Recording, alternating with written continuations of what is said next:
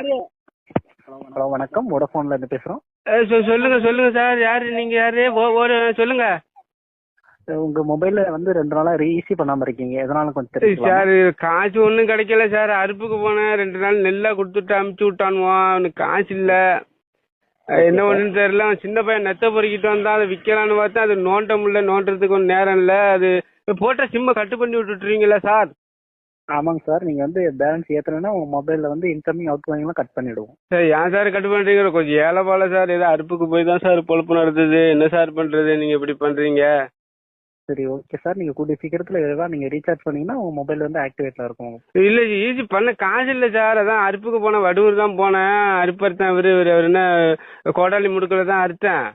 அது 7 மரக்கா கொடுத்தாங்க. அதை அவிச்சு போட்டு காய போட்டாச்சு. அது சின்ன பையன் நெத்த பொறுக்கிட்டு வந்தா அதை குடஞ்சி வச்சிருக்கிறேன். அதை கொடுத்து தான் ஈஸி பண்ணணும் சார். பண்ணி விட்டுரும். ஒன்றும் நீங்க கட்டுக்கிட்டு பண்ணி விட்டுறாதீங்க சார். உங்களுக்கு எதுவும் என்ன வேணும்? காரைக்கால் சரக்கு எடுப்பீங்களா? என்ன ஒரு கட்டிங் வாங்கி தரேன். இல்ல சார், நீங்க வந்து உடனே ரீசார்ஜ் பண்ணுங்க, ஓகேவா?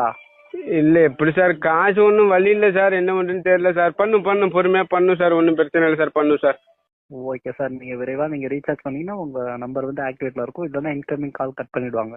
சரி சார். இது கட்டுக்கிட்டு பண்ணி விடாதீங்க சார். இது எப்படி சொல்றேன்னா, இந்த ஒரு போனு தான் இருக்கு. நாங்க இந்த சின்ன பயலுக்கெல்லாம் போன் வட்டி பேசுறதுக்கு